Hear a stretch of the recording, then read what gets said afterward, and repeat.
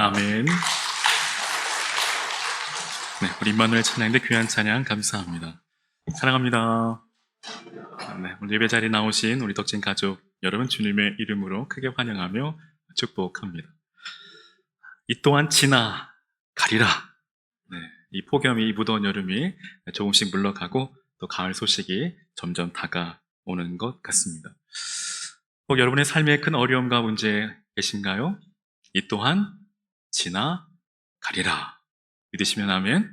주께서 오늘 우리의 삶을 인도하시고 또 때를 따라 도는 은혜 베풀어 주실 줄로 믿습니다. 오늘 본문은 말에 관한 말씀입니다. 그중 이 말의 중요성에 관해 말씀하고 있습니다. 그러니까 우리 속담에도 말 한마디에 천냥빛을 갚는다, 말이 씨가 된다라는 말이 있듯이 우리 말의 중요성에 관해 또 많이 들어왔고 또 익히 잘 알고 있습니다. 그런데 이 말의 중요성을 잘 아는 만큼 삶 속에서의 적용은 잘 안 되는 듯 합니다. 쉽지 않습니다. 즉, 가는 말이 고와야 오는 말이 고운 법인데 그게 말처럼 쉽지 않습니다. 그러니까 2절의 말씀처럼 우리가 다 실수가 많으니, 실제 우리들의 삶 속에서 말로 인해 크고 작은 실수들을 많이 하곤 합니다. 특히나 가정에서도 그런 듯합니다. 저 개인적으로 가정에서 가장 많이 실수하는 말이 오늘 뭐 했어? 라는 말이 아닐까 싶어요. 물론 궁금해서 묻는 말이지만 자칫 듣는 사람으로 하여금 오해를 불러일으킬 수 있다라는 생각이 듭니다. 그래서 오늘 뭐 했어? 라는 말보다는 오늘 잘 지냈어? 라고 묻는 것이 훨씬 더 좋겠죠. 제가 이 말씀을 드리는 것은 사실 가까운 사람일수록 말을 항상 조심하고 더욱 예의를 갖추어야 하는데 그렇지 못하다라는 것입니다. 저만 그런가요? 그러니까 서로에게 좋은 말들이 오고 갈 때 관계는 더욱 좋아질 뿐 아니라 우리 사회는 훨씬 더 살기 좋은 사회로 변화될 것입니다. 그래서 어쩜 이 관계에 있어 가장 중요한 것이 있다면 그것은 바로 말, 우리가 쓰는 말인 듯합니다. 앞서 말씀드린 것처럼 실제 말로 인해 서로 간에 오해가 쌓이기도 하고 때론 서로를 비난하고 또 비방하는 말로 인해 심한 다툼과 분쟁이 일어나기도 합니다. 더 나아가 이 말이 입힌 상처는 이 칼이 입힌 상처보다 깊다라는 말이 있듯이 무심코 내뱉은 말 한마디에 상대에게 씻을 수 없는 마음의 큰 상처를 주기도 합니다. 심각하게는 목숨까지도 해칩니다. 이렇게 말이라는 것이 참으로 무섭습니다. 참고로 언젠가 윤석열 대통령 말 한마디에 온 나라가 진통을 겪은 날이 있죠. 바로 바이든 날리면입니다. 진실 공방을 떠나서 말의 영향력이 그만큼 크고 매우 중요하다라는 것이죠. 그리고 특별히 이 앞선 자들은 말에 항상 신중에 신중을 기해야 합니다. 교회에서는 목회자와 중직자 그리고 교사들, 또 가정에서는 자녀를 둔 부모이겠죠. 또 여러분, 말은 곧 그 사람의 인격이고 그 사람의 실체입니다. 이해가 적절한지는 모르겠지만 우리가 음식을 먹고 난 후 특별히 삼겹살에 파, 마늘, 양파를 같이 먹고 또 상대와 대화를 나누다 보면 무엇을 먹었는지 금방 알 수 있죠. 그 음식 냄새가 날 때가 있는 것처럼 실제 대화를 하다 보면 그 사람이 어떤 사람인지를 금방 알 수 있다는 것입니다. 그러니까 말은 곧 그 사람의 가치관, 또 세계관, 그리고 그 사람이 가지고 있는 이념과 사상, 더 나아가 그 사람의 성격과 성품을 그대로 드러냅니다.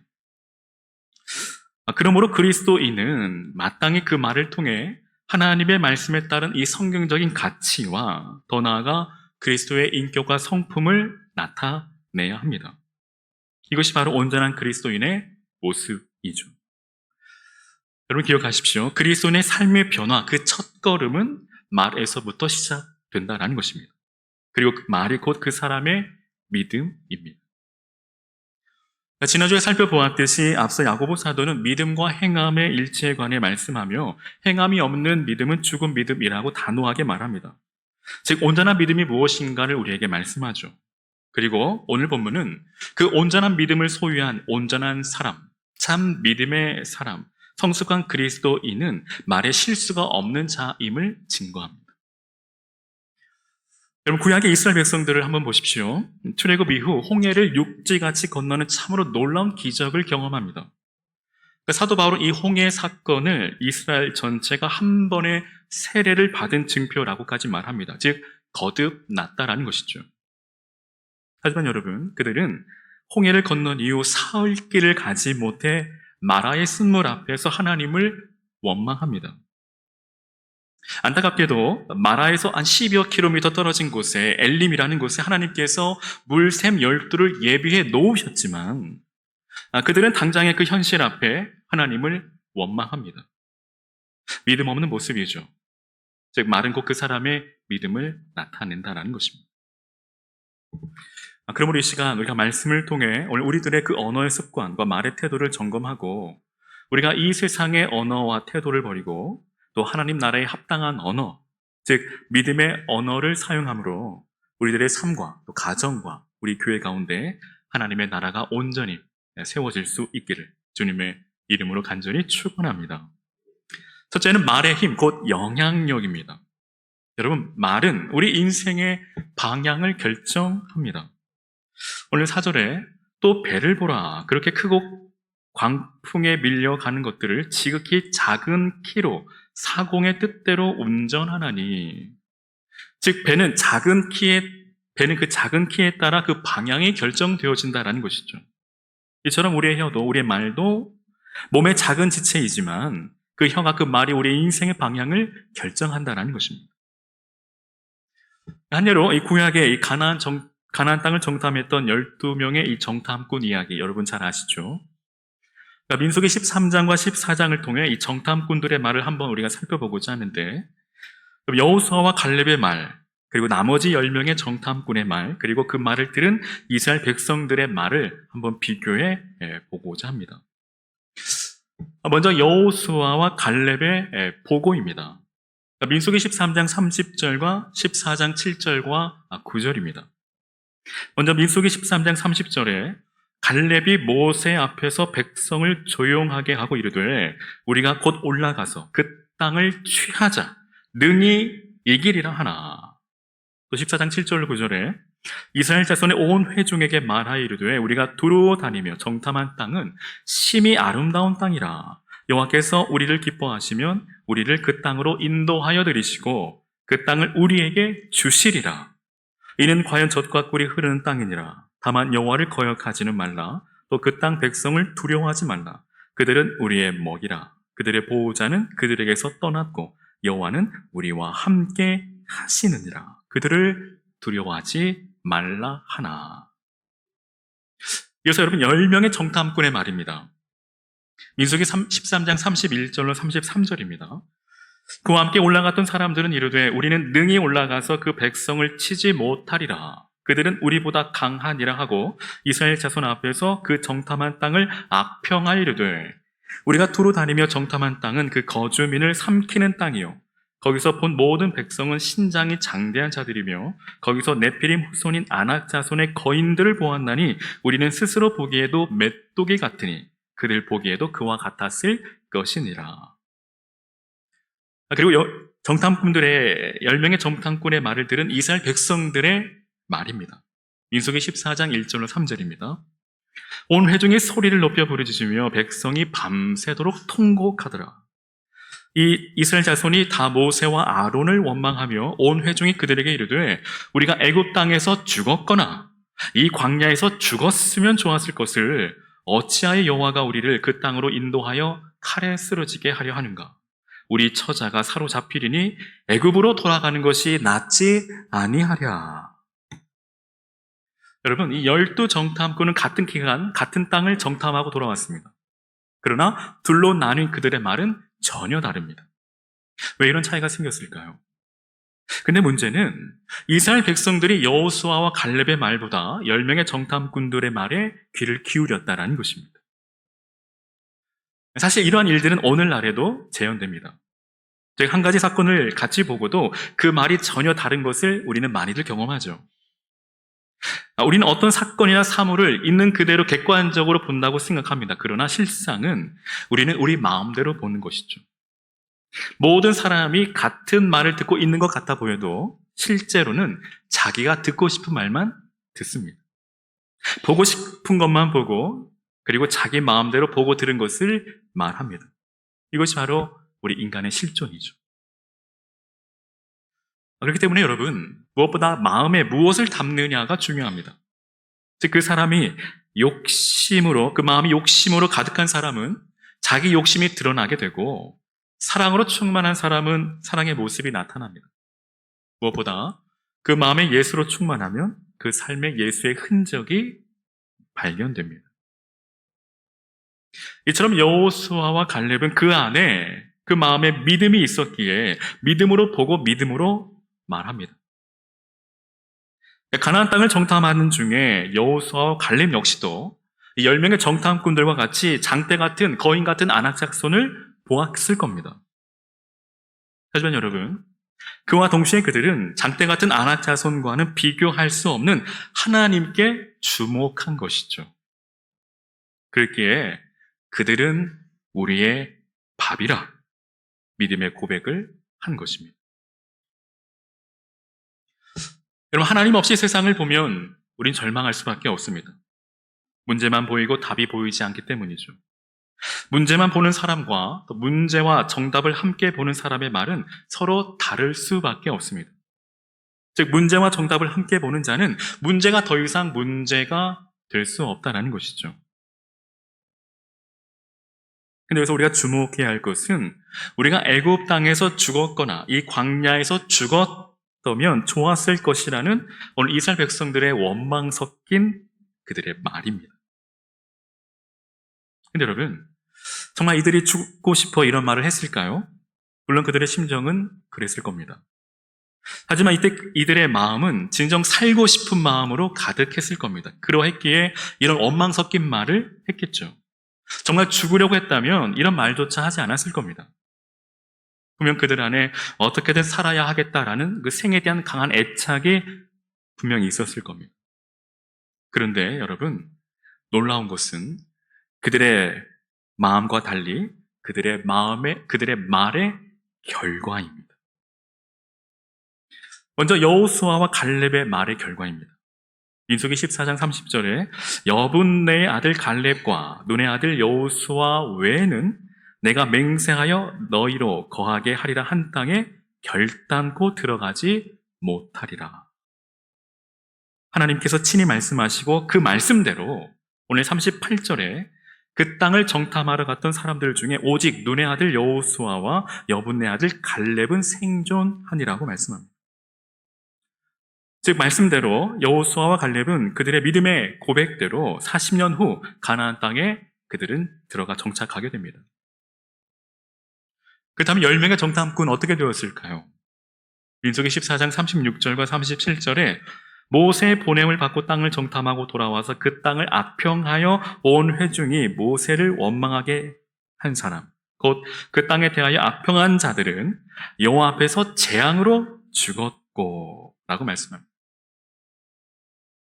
그들 역시 그들의 말의 결과로 결국 가나안 땅에 들어가지 못하고 재앙으로 죽고 맙니다. 이스라엘 백성들 역시도 이 광야에서 죽었더라면 좋았을 것이라는 그들의 말대로 안타까운 최후를 맞이하게 됩니다. 민수기 14장 26절로 30절에 여호와께서 모세와 또 아론에게 말씀하 이르시되 나를 원망하는 이 악한 회중에게 내가 어느 때까지 참으랴? 이스라엘 자손이 나를 향하여 원망하는 바 그 원망하는 말을 내가 들었노라. 그들에게 이르기를 여호와의 말씀에 내 삶을 두고 맹세하노라. 너희 말이 내 귀에 들린 대로 내가 너희에게 행하리니.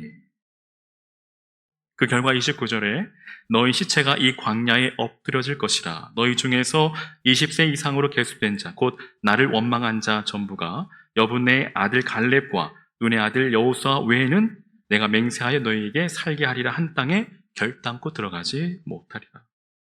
즉 그들의 말 그대로 그들은 광야에서 죽고 맙니다. 땅이 갈라져 죽고 불에 소멸되어 죽고 불뱀에 물려 죽고 연병으로 죽고 전쟁에서 죽고 맙니다. 즉 그들의 말대로 되었습니다. 여기서 우리가 기억해야 될 사실은 말이 힘이 있는 것은 말 그 자체의 능력이 있기 때문이 아니라 말을 들으시고 그것을 이루시는 하나님이 계시기 때문입니다. 하나님은 오늘도 우리가 하는 모든 말에 귀를 기울이시고 또 그 말이 하나님 귀에 들린 대로 우리에게 행하십니다. 근데 이는 어쩜 우리에게 기쁨의 소식이기도 하죠. 그 이유는 하나님은 우리의 믿음의 고백, 즉 우리의 기도를 들으신다라는 것이기 때문입니다. 시편 139편 4절에 여호와여 내 혀의 말을 알지 못하시는 것이 하나도 없으시니이다 라고 말씀합니다. 즉 하나님은 오늘 우리의 작은 신음에도 귀를 기울이시고 응답해 주신다라는 것입니다. 믿으십니까? 믿으시기를 바랍니다. 그러므로 여러분, 우리는 무엇보다 믿음의 고백, 믿음의 말을 해야 합니다. 그 다음에 믿음으로 말하는 것은 어떻게 말하는 것일까요? 우선 믿음이란 무엇인가? 오늘 히브리서 11장 1절에 믿음은 바라는 것들의 실상이요 보지 못하는 것들의 증거라고 말씀합니다. 여러분, 사람들은 보통 실상을 말합니다. 눈에 보이는 것을 말하죠. 하지만 믿음의 사람은 바라는 것들의 실상에 대해서 말합니다. 즉 오늘 우리의 현실이 비록 힘들고 어려울지라도 냉혹할지라도 그 실상을 넘어 바라는 것들의 실상을 말한다라는 것입니다. 우리들의 자녀들을 향해 그리고 우리 주위의 사람들을 향해 교회를 향해 그 현실의 실상을 말하지 말고 바라는 것들의 실상을 믿음으로 고백하라는 것입니다.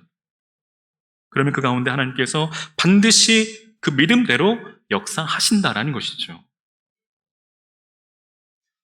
그럼 믿음의 사람은 믿음을 말합니다. 즉 예수를 믿는 사람은 믿음으로 말합니다.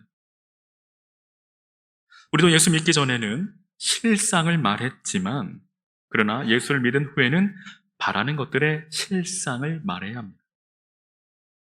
놀라운 것은 그렇게 믿음으로 말할 때에, 믿음으로 고백할 때, 믿음으로 선포할 때에 때가 참에 때가 되매 우리가 바라는 것들의 실상이 된다라는 사실입니다. 믿으시면 아멘. 그리고 날마다 이런 은혜를 경험하며 살아가시는 저와 여러분의 믿음의 삶이 되시기를 주의 이름으로 간절히 축원합니다. 이처럼 말은 사람을 살리기도 하고 죽이기도 합니다. 우리 인생의 방향을 결정짓습니다. 그러므로 불조심보다 더 조심해야 될 것이 바로 말조심입니다. 6절에 혀는 곧 불이요 불의 세계라. 혀는 우리 지체 중에서 온몸을 더럽히고 삶의 수레바퀴를 불사르나니 그 사르는 것이 지옥불에서 난다라고 말씀합니다. 여기 혀 곧 말은 불이라고 말합니다. 그러니까 불은 인간의 삶에 매우 중요한 빼놓을 수 없는 요소이죠.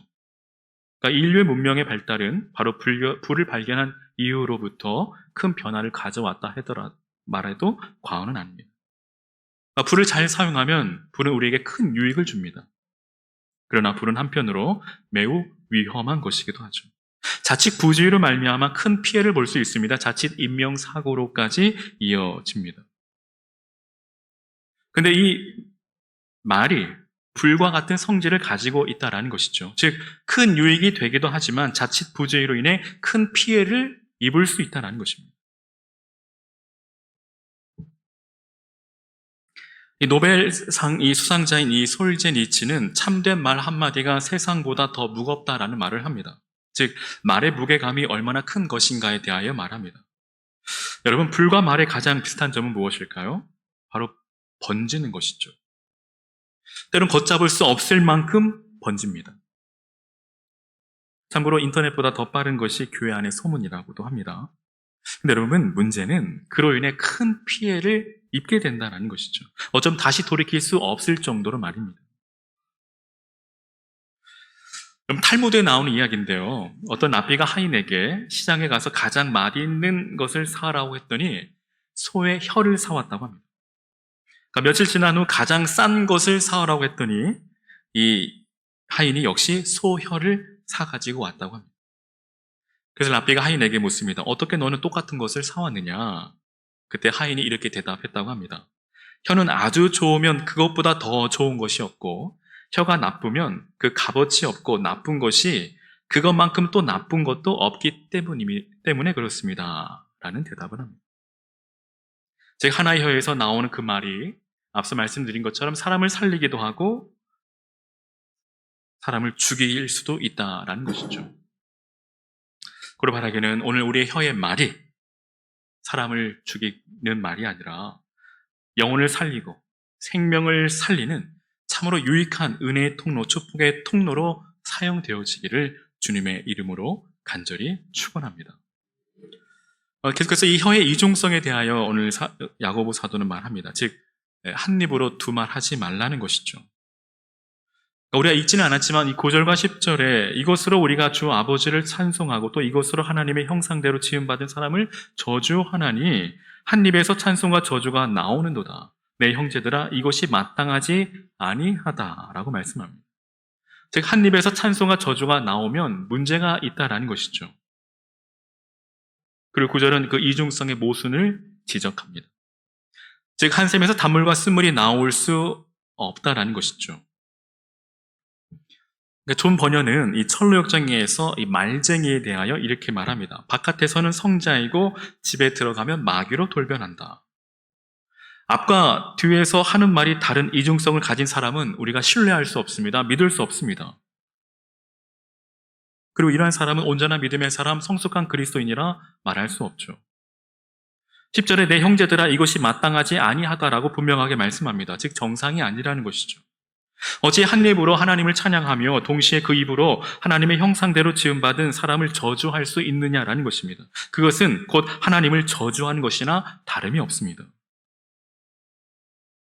우리가 무심코 내뱉은 그 한마디가 여러분 하나님을 저주하고 하나님을 욕되게 할 수 있다는 사실을 우리는 잊지 말아야 합니다. 이는 영적으로 온전한 믿음의 상태가 아닙니다. 여러분 찬양하는 사람이 그 입술로 남을 헐뜯거나 저주를 쏟아놓는다면 차라리 찬양을 하지 않는 것이 좋습니다. 그렇게 우리는 하나님에 대한 관계와 또 인간에 대한 관계를 결코 분리해서 생각할 수 없다라는 것입니다. 그러니까 히브리서 13장 15절에 그러므로 우리는 예수로 말미암아 항상 찬송의 제사를 하나님께 드리자. 이는 그 이름을 증언하는 입술의 열매라고 말씀합니다. 즉 말의 일관성이 신앙 성숙의 필수적인 요소라는 것이죠. 언제 어디에서 누구에게나 늘 동일하게 말을 해야 그것이 진실함이라고 이야기합니다.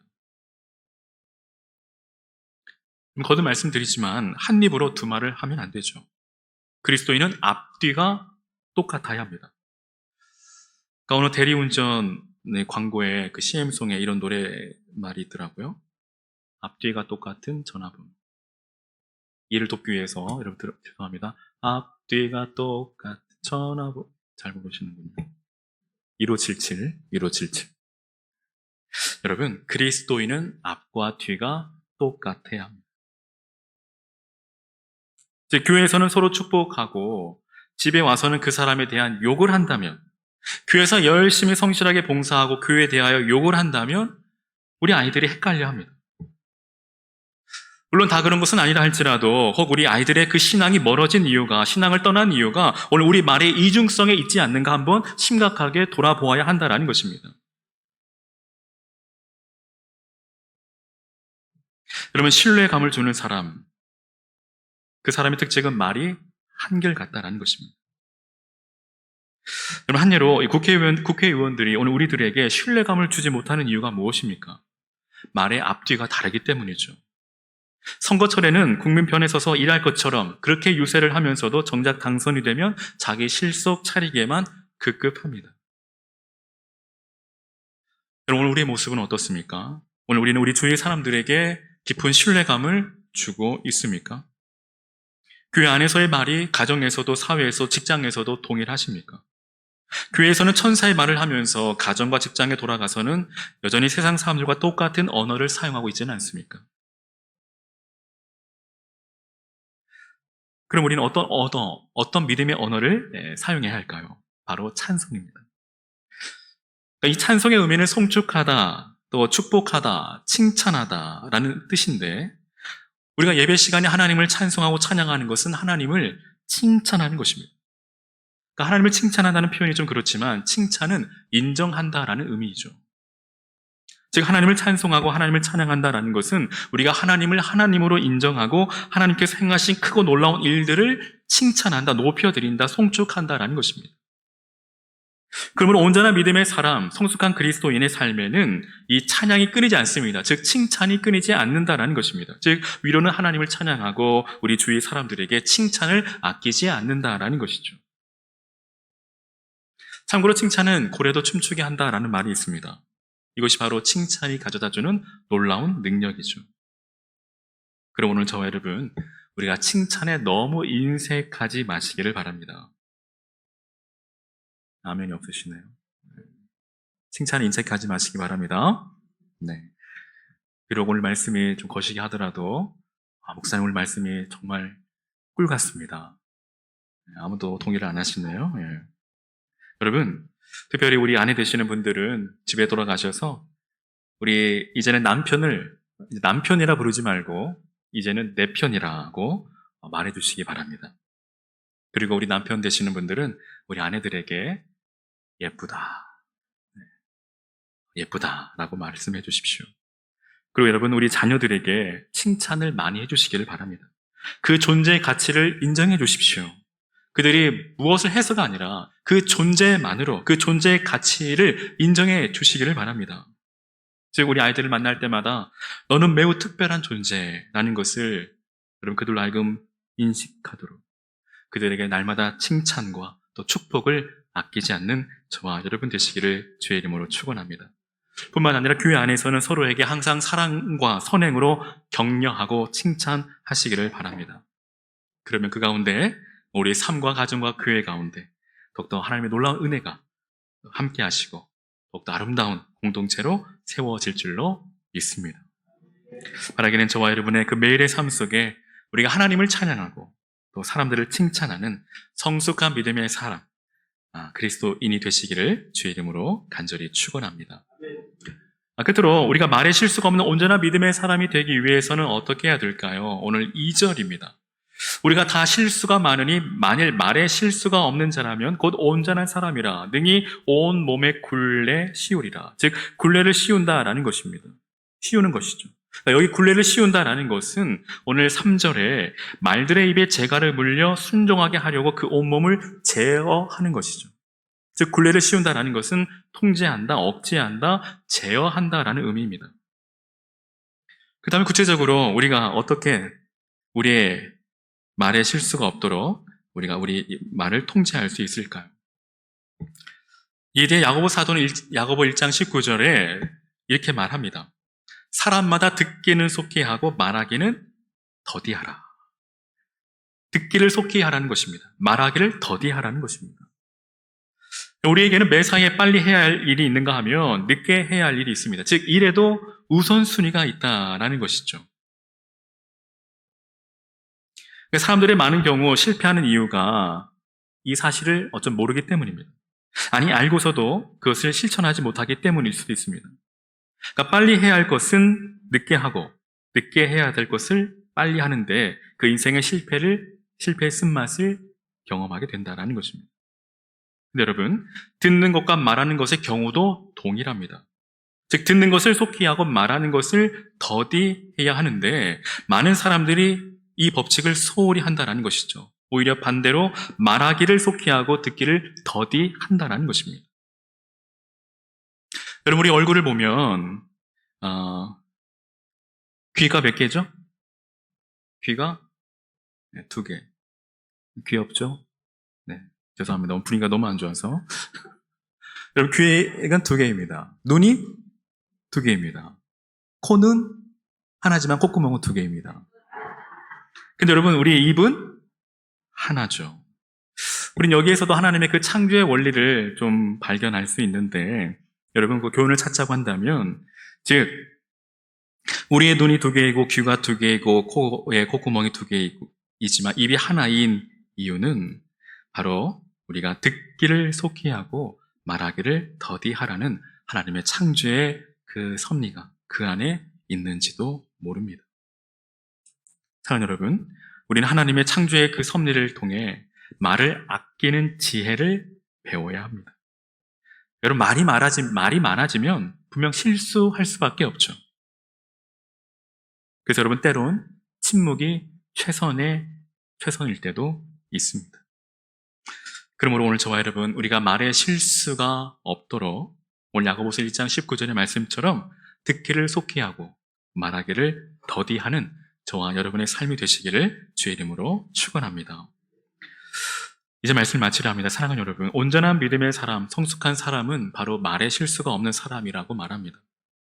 이는 반대로 성숙하지 못한 사람은 그 말에 실수가 많으므로 다른 사람으로 하여금 실족해 합니다. 자신뿐 아니라 주위의 사람도 넘어지게 한다라는 것입니다. 그러므로 그리스도인은 항상 말에 주의해야 합니다. 어쩜 우리의 말로 인해 전도의 문이 막힐 수도 있기 때문이죠. 우리가 말하기를 우리 온전한 믿음의 삶이 무엇보다도 여러분, 우리 그리스도인은 그리스도의 향기입니다. 그러므로 오늘 우리의 삶에 우리의 말과 우리 행실을 통해 오늘 그리스도의 향기가 또 뿜어져 나올 수 있기를 주의 이름으로 간절히 축원합니다. 오늘 우리의 입술의 말이, 우리 혀의 말이 영혼을 살리고 생명을 살리는 귀한 은혜의 통로, 축복의 통로로 사용되어질 수 있기를 주님의 이름으로 간절히 축원합니다.